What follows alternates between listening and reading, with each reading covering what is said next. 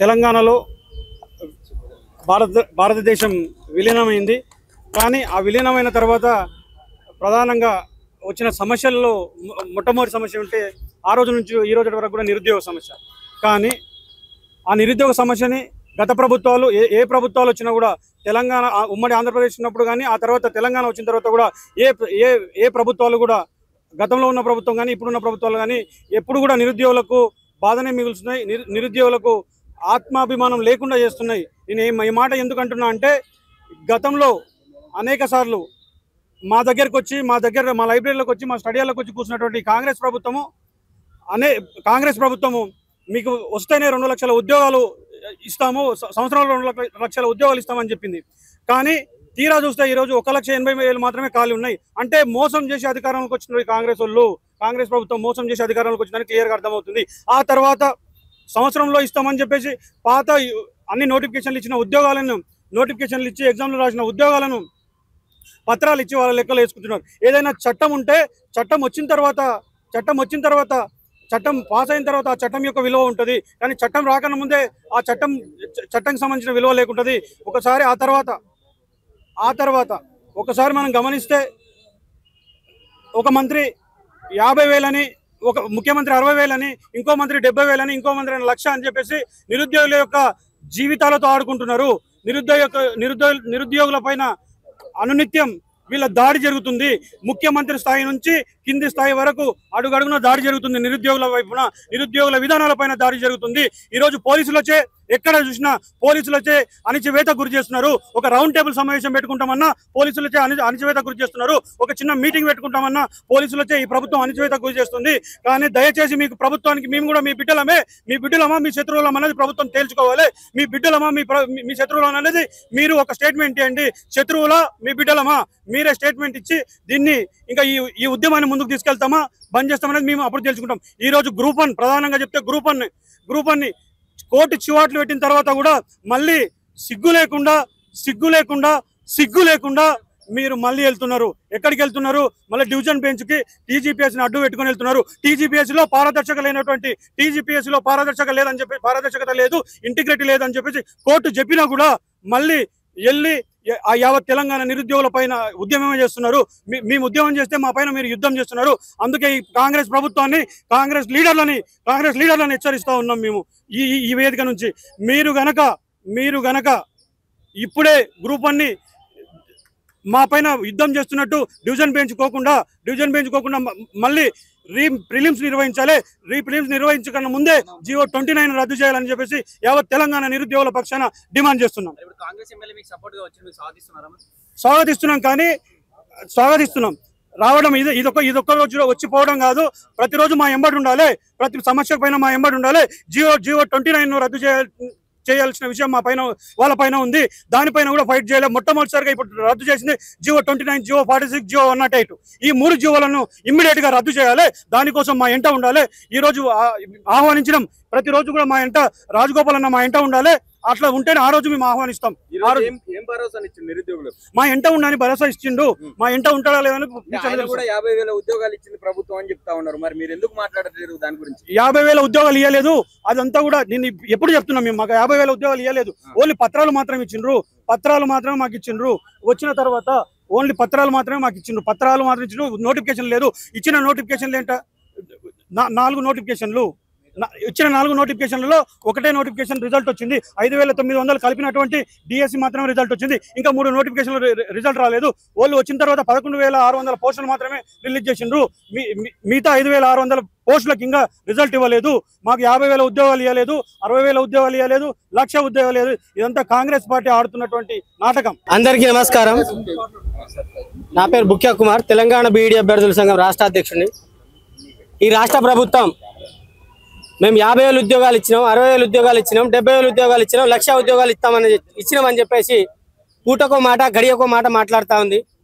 కానీ ఈ ప్రభుత్వం వాళ్ళు ఎన్ని ఖాళీలు గుర్తించారు, దానికి ఆర్థిక శాఖ నుంచి ఎన్ని క్లియరెన్స్ తీసుకొచ్చారు, దాని తర్వాత వాళ్ళ నోటిఫికేషన్ విడుదల చేసింది ఫస్ట్ స్పష్టం చేయాల్సింది. కానీ నోటికి వచ్చినట్టు ఇష్టం వచ్చినట్టు మాట్లాడితే మాత్రం ఈ ప్రభుత్వానికి తగదనేసి మేము నిరుద్యోగుల తరపున హెచ్చరిస్తూ ఉన్నాం. అదేవిధంగా పోస్టులు ఇప్పటికీ ఇంకో 6 నెలల దాకా ఉద్యోగాలు ఇచ్చే పరిస్థితిలో రాష్ట్రంలో కనబడతలేదు. ఎందుకంటే దాదాపు 22 నెలలు అవుతుంది ఈ ప్రభుత్వం వచ్చి అధికారంలో, కానీ ఒక్క ఉద్యోగ ఖాళీలను కూడా గుర్తించలేదు ఈ ప్రభుత్వం. దాని ప్రకారం ఈ ప్రభుత్వం చిత్తశుద్ధి నిరుద్యోగుల పైన ఏ విధంగా ఉందో అర్థం చేసుకోవచ్చు. అదేవిధంగా ఇప్పటికే ప్రమోషన్ల మీద ప్రమోషన్లు 2 ప్రమోషన్లు పోయినాయి. దాదాపు డిఎస్సిలో పోయిన సంవత్సరం డిప్యూటీ సీఎం గారు అసెంబ్లీ సాక్షిగా 22,000 ప్రమోషన్ అని చెప్పేసిరు, అదొక నోటిఫికేషన్ ఇచ్చిరు.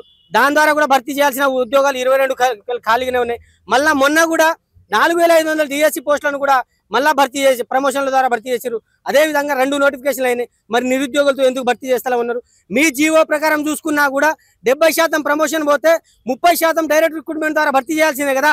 అవి కూడా ఖాళీలు ఉన్నాయనేసి స్పష్టంగా తెలుస్తా ఉన్నాయి కదా, మీరు ఎందుకు నోటిఫికేషన్ ఇస్తలేరు? అదేవిధంగా జీపీఓలకు సంబంధించింది కూడా దాదాపు 10,954 పోస్టులను కూడా మీరు ఆర్థిక శాఖ నుంచి క్లియరెన్స్ తీసుకున్నారు. మరి దానికి ఎందుకు భర్తీ చేస్తలేరు? అంటే మీకు ఉద్యోగాలు ఇచ్చే ఉద్దేశం లేదా? అదేవిధంగా ఎస్ఐపిసికి సంబంధించి కూడా 20,000 పోస్టులు కూడా ఖాళీలోనే ఉన్నాయి. అదేవిధంగా మన గ్రూప్ సంబంధించిన ఉద్యోగాలు కూడా భర్తీ చేయాల్సిన అవసరం ఉంది. గ్రూప్ 2 ఎందుకు భర్తీ చేస్తలేరు? మీరు గ్రూప్ 1కి సంబంధించి కేసులో పెండింగ్ ఉంది, అది తేలేది కాదు, చేసేది కాదు. మీరు చేసేది ఏదో మీరు చేసిన అన్యాయాన్ని కప్పిపుచ్చుకోవడానికి ఇక్కడ నుంచి అక్కడ వెళ్ళడానికి ప్రయత్నిస్తా ఉన్నారు. మరి ఎటువంటి అడ్డంకులు లేని గ్రూప్ 2, గ్రూప్ 3 ఎందుకు దాకా భర్తీ చేస్తా ఉంది? అంటే నిరుద్యోగులపై మీకు చిత్తశుద్ధి లేదనే విషయం ఈ కాంగ్రెస్ ప్రభుత్వం తెలుస్తా ఉంది. రాజగోపాల్ రెడ్డి ప్రభుత్వం తరపున వచ్చి ఉంటారు కావచ్చులే, కానీ ఆయన ఒక ప్రభుత్వంలో ఉన్న ఎమ్మెల్యే. దానికి తగ్గట్టు ఆయన పరిధిలో ఎంత పరిధిలో మాట్లాడాలో ఆ పరిధిని బట్టే మాట్లాడేది, కానీ నిరుద్యోగులకు పూర్తి భరోసా కల్పిస్తారనేది మాకు ఇంకా నమ్మకం కుదరాలంటే నిజంగా ప్రభుత్వం వారధిగా వెళ్తామన్నారు కాబట్టి దయచేసి మమ్మల్ని మీరు ప్రభుత్వం దగ్గర తీసుకెళ్లి మా సమస్యలను పరిష్కరిస్తేనే మేము నమ్ముతాం. ఇప్పుడు చిక్కడపల్లి లైబ్రరీకి వచ్చి మాట్లాడారు, మరి అట్లానే పోయింది. అదేవిధంగా రాజగోపాల్ రెడ్డి గారు అంటే ఉమ్మడి నల్లగొండకి సంబంధించి ఒక 2 కళ్ళు లాంటి వాళ్ళు, 2 అన్నదమ్ములు కాబట్టి ప్రభుత్వం కాంగ్రెస్ ప్రభుత్వం అంటే రాజగోపాల్ రెడ్డి అంటే కాంగ్రెస్ ప్రభుత్వం అన్నట్టుగా వాళ్ళ నల్గొండ నుంచి రాష్ట్రంలో కూడా చాలా వరకు అలా ఉంది. కాబట్టి ఇక్కడ మన రాష్ట్ర ప్రభుత్వం వినకపోతే మమ్మల్ని ఢిల్లీ దాకా కూడా తీసుకుపోయే ఆలోచన రాజగోపాల్ రెడ్డి గారి దగ్గర ఉందేమో, మరి అది తెలుసుకోవాలి. మరి రేపు ప్రభుత్వంతో వాళ్ళు మాకు సయోధ్యం కుదరకపోతే మరి ఢిల్లీ స్థాయిగా కూడా మీరు తీసుకుపోవాల్సిన అవసరం కూడా రాజగోపాల్ రెడ్డి గారి మీద ఉందనేసి కూడా మేము రాజగోపాల్ రెడ్డి గారికి తెలియజేస్తా ఉన్నాం. కాంగ్రెస్ గవర్నమెంట్ ఒక తెలంగాణ ప్రజాపాలన దినోత్సవం చెప్పింది. అసలు ఇది ఎంత విడ్డూరం అంటే, తెలంగాణ ప్రజలను నిర్బంధంలో పెట్టి, తెలంగాణ నిరుద్యోగులను నిర్బంధంలో పెట్టి, అందరినీ కూడా నిర్బంధంలో పెట్టి ఈరోజు ప్రజాపాలన దినోత్సవాన్ని ప్రకటించడం అనేది చాలా ఘోరమైన పరిస్థితి. ఎందుకంటే వీళ్ళ మోసాలు ఫస్ట్ నుంచి మనం గమనిస్తున్నాం. 2 లక్షల ఉద్యోగాలు అని చెప్పేసి అక్కడ మోసం చేసిర్రు. మేము 60,000, 50,000, 70,000, 1,00,000 వేలంపాటలతో అయిపోయింది. ఈరోజు మేము ముఖ్యంగా ఇక్కడికి ఎందుకు వచ్చినామంటే, మా వాయిస్ మేము ఎన్ని రకాల ఉద్యమాలు చేసినప్పటికీ కూడా మాకు నోటిఫికేషన్లు వచ్చే పరిస్థితి లేదు. సో ఒక అధికార పార్టీ ఎమ్మెల్యేగా ఉన్నటువంటి రాజగోపాల్ రెడ్డి గారిని కలవడం జరిగింది గత వారం క్రితం. కలిస్తే ఆయన వచ్చి మీ సమస్యలపైన నేను పోరాడతా వస్తా, మీకు ఒక భరోసాని ఇస్తా అని చెప్పేసి ఈరోజు వచ్చి కొన్ని విషయాలు మాట్లాడిండు. ఇంకా పూర్తి విషయాలు మాట్లాడండి మాకు అనిపిస్తుంది. ఇంకా పూర్తిగా మాట్లాడి మాకు ఇంకా గట్టి భరోసాని ఇస్తే బాగుండేది. ఎందుకంటే ఈరోజు అడుగడుగున ఇక్కడికి వద్దామంటే దిల్సుఖ్ నగర్లో, అశోక్ నగర్లో పోలీసుల యొక్క నిర్బంధం ఉంది. వ్యాన్లు పెట్టిర్రు. ఎందుకోసం పెడుతున్నారు మీరు ప్రజాపాలన అని చెప్పేసి? ఈ పోలీస్ పాలన ఎందుకు తీసుకొస్తున్నారు మీరు? ఇప్పుడు చూడండి, మన గ్రూప్ 1 రిజల్ట్ వచ్చిన తర్వాత ఆ కోర్టు తీర్పులో ఏముందంటే టీజీపీఎస్సీ పారదర్శకంగా నిర్వహించలేదని చెప్పింది. అంటే మీరు ఏం చెప్పారు? తెలంగాణ పబ్లిక్ సర్వీస్ కమిషన్ని మేము పూర్తిగా ప్రక్షాళన చేస్తామని చెప్పారు. ప్రక్షాళన చేస్తే ఇలాంటి సంఘటనలు ఎందుకు జరుగుతాయి? ఇక్కడ ఈ విషయం ఏంటంటే, ఇక్కడ మీరు పోస్టులు అమ్మిర్రు. అమ్మబట్టి ఇక్కడ ఏమవుతుందంటే ఒరిజినల్ చదివిన అభ్యర్థులకు నష్టం జరుగుతుంది, మాకు నష్టం జరుగుతుంది. అంటే ఇక్కడ ఇప్పుడు ఈ విషయం ఏంటంటే, నిజంగా చదువుకున్న అభ్యర్థులకు నష్టమే, మాకు నష్టమే. మీరు దీన్ని రీప్రిజెన్స్ పెడతారా, రీమెయిన్స్ పెడతారా, లేదా రివాల్యుయేషన్ చేస్తారా? ఒక క్లారిటీ లేదు ఇంతవరకు కూడా. అంటే మా నిరుద్యోగుల్ని ప్రతి చోట ప్రతివేళ మీరు మా గొంతులు అణచివేస్తున్నారు. ఇంకెంతకాలం ఈ నిర్బంధాలు? తెలంగాణ యొక్క మోటోనే ఇది కదా, నీళ్లు నిధులు నియామకాలు కదా. నియామకాలకు ఎందుకు నింపరు మీరు? సో ఇకనైనా కాంగ్రెస్ గవర్నమెంట్ కళ్ళు తెరిచి ఆ గ్రూప్ 1 అయినా క్లారిటీ తీసుకొచ్చి ఉద్యోగ నోటిఫికేషన్ల పైన కూడా క్లారిటీ ఇస్తే బాగుంటుందని మా యొక్క ఆలోచన బ్రదర్.